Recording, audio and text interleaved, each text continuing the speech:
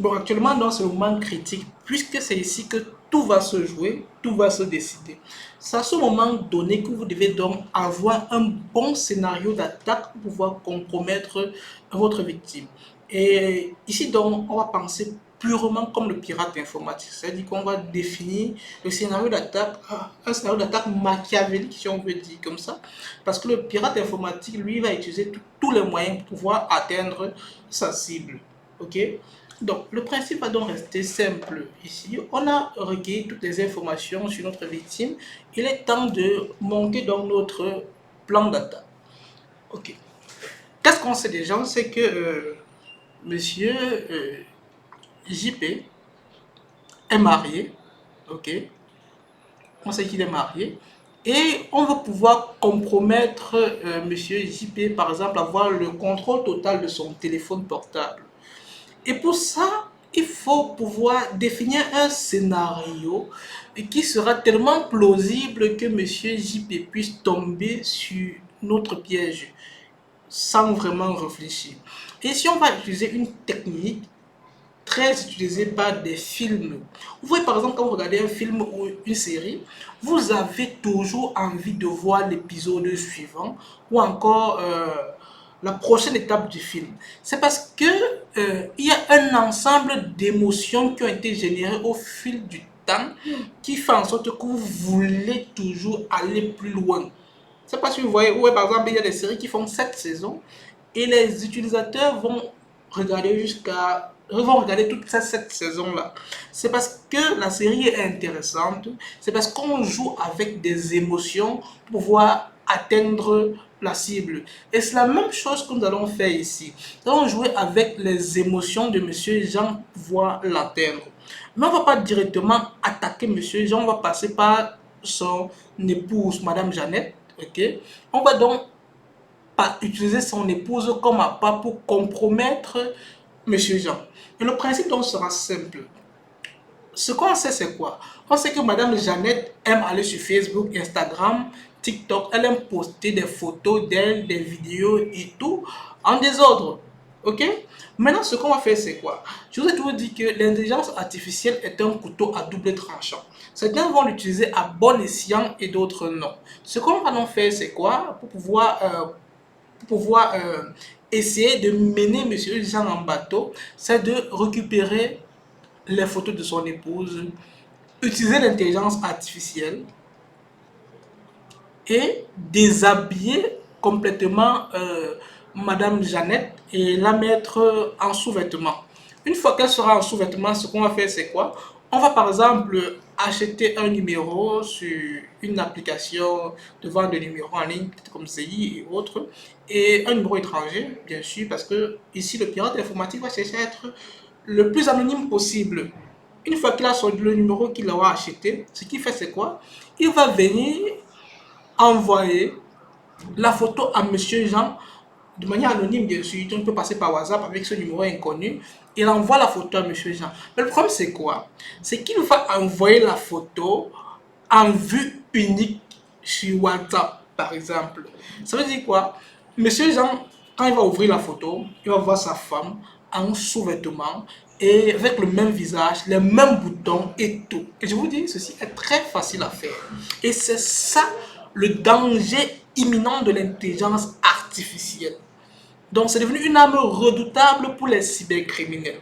Une fois qu'il envoie la photo en vue unique, quand monsieur Jean va ouvrir, il voit immédiatement sa femme, même visage et tout, et ça devient tellement difficile à identifier si on ne va pas faire une analyse approfondie pour pouvoir essayer de lire les métadonnées et comprendre ce qui se passe réellement. Ok. Il ouvre la vie, dès qu'il va ouvrir la photo, il voit sa femme nue ou à moitié nue en sous-vêtements. Pour le moment, il y a cette option sous-vêtements. Et il va écrire euh, votre femme vous trompe. On va créer une histoire comme quoi euh, Monsieur Jean, la femme de Monsieur Jean sortait avec vous et elle a mis fin à la relation ou encore elle a escroqué de l'argent et du coup il a décidé de se venger et il est revenu renvoyer les photos dénudées que Madame Jeannette a envoyées. Ok. Maintenant, ça c'est la première photo qu'il envoie et pour être plus plausible, plus précis, dit si vous pensez que je mens, télécharger telle application. Par exemple, on peut appeler l'application Easy Rencontre, ok, Easy Rencontre ou Easy Couple, n'importe quoi. Et télécharger l'application Easy Couple, tapez le nom Rose 237 et vous allez voir qu'il est là. Vous pouvez faire l'appel vidéo avec elle pour confirmer si c'est votre épouse ou non. Et là, vous pourrez avoir plus de photos d'elle qu'elle poste tout le temps. Ok, ça c'est le premier plan. Ou encore, même il peut partir sur une application qui est très connue aujourd'hui dans notre sphère, par exemple Jodolo. Il peut dire que ok, elle est sur Jodolo et elle m'a envoyé ça, ça, ça, ça, ça. Voici l'application mobile, téléchargée et tapez aussi Rose 237. Vous allez voir votre femme, vous allez voir ses photos, vous allez voir l'activité parallèle que votre épouse mène. Monsieur Jean, ayant vu la première photo de son épouse à moitié dénudée, va vouloir vérifier, va vouloir être sûr de la véracité des propos que l'attaquant, des accusations, pardon, de l'attaquant. Ce qu'il va donc faire, c'est quoi? Il va donc essayer de télécharger l'application en question, peut-être Rose 237 ou je donne n'importe quoi. Et vous allez lui envoyer le lien de téléchargement, bien sûr.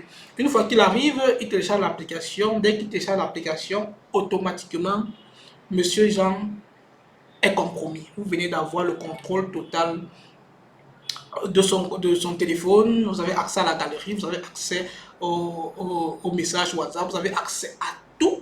Là, on vient de compromettre Monsieur Jean en utilisant un scénario clair et simple.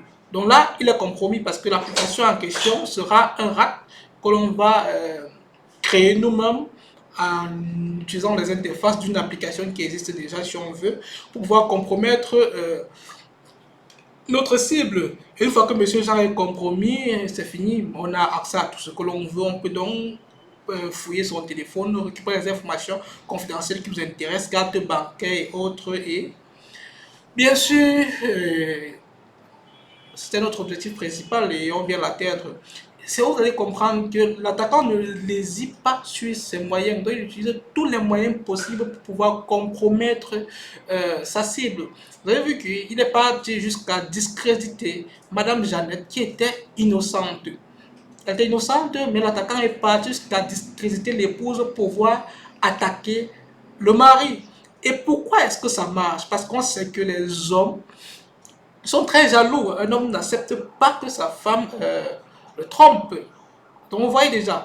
Donc à ce moment donné, ce sont les émotions, c'est la colère, c'est la rage qui pousse Monsieur Jean à aller télécharger l'application parce qu'il veut avoir une confirmation d'une information qu'il a déjà. C'est-à-dire que vous allez envoyer une photo presque d'unité de son épouse et peut-être même vous avez pris une photo. En fait, la photo que vous avez envoyée, c'est une photo dans un environnement qu'il remarque. On sait tous que les femmes aiment prendre les photos dans la douche où elles sont face au miroir, elles essaient de faire un selfie avec leur téléphone.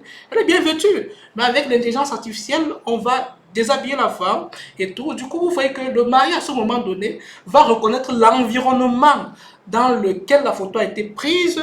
Mais le problème, c'est qu'il n'a jamais vu cette photo. Pourquoi sa femme prendrait des photos dénudées? Donc, du coup, forcément, elle le fait pour envoyer à quelqu'un d'autre. C'est le visage de sa femme, ce sont les mêmes boutons, ce sont les mêmes traits et tout. Et là, à ce moment précis, Monsieur Jean commence à douter de sa femme et il veut en savoir plus. Et plus qu'il va en savoir plus qu'il va avoir la confirmation que c'est réellement elle, il va télécharger l'application. Une fois qu'il télécharge, il est compromis à ce moment précis. Et déjà, l'attaquant peut aller plus loin, pour pousser le moyen plus loin. Une fois qu'il a téléchargé l'application, il y aura deux installations. La première, c'est l'application que la victime a créée. Et la deuxième, ce qui s'installe en arrière-plan sera le RAT. C'est-à-dire quoi? Même après avoir désinstallé, par exemple, je donne Rose 230 ou Easy Couple, le RAT reste le RAT va rester installé sur son téléphone. On aura toujours le contrôle total de son téléphone, même après avoir redémarré le téléphone et bien d'autres. Donc vous voyez comment est-ce qu'on peut mener une attaque très sophistiquée à partir juste d'un simple scénario, à partir des informations qu'on a récoltées sur Internet, sans vraiment se casser la tête, sans vraiment chercher à avoir de gros moyens et tout. voyez que maintenant, une fois que Monsieur Jean se connecte sur l'application, il peut bien évidemment taper Rose 237 et tomber sur un compte avec une photo de son épouse et tout avec une photo et d'autres photos qui ont été, entre guillemets, trafiquées avec l'intelligence artificielle. Ça, c'est le premier point. Une fois qu'il est aussi dans l'application, par exemple, s'il veut discuter par exemple avec Rose, on peut lui dire, ok, la rencontre, c'est-à-dire quoi, pour vous faire matcher avec une personne, il faut quoi? Il faut que vous payez. C'est-à-dire qu'il a déjà vu sa photo de profil, il a vu son numéro de téléphone sur le compte et tout. Du coup, on lui demande de payer pour pouvoir discuter avec la personne. Si on veut, mais on n'a pas besoin d'en arriver là. On peut juste rester sur le fait qu'il a installé l'application. On a réussi à le compromettre déjà. Même s'il désinstalle après, il sera toujours compromis. Et on peut faire en sorte que, une fois qu'il installe l'application, on dit que l'application n'est pas disponible dans son pays tout simplement, ou on trouve un autre moyen comme ça, et on passe à autre chose. Guestmate et moi ne sommes aucunement responsables de la mauvaise utilisation des compétences et des connaissances que vous venez d'acquérir dans cette vidéo. Cette vidéo est à but éducatif.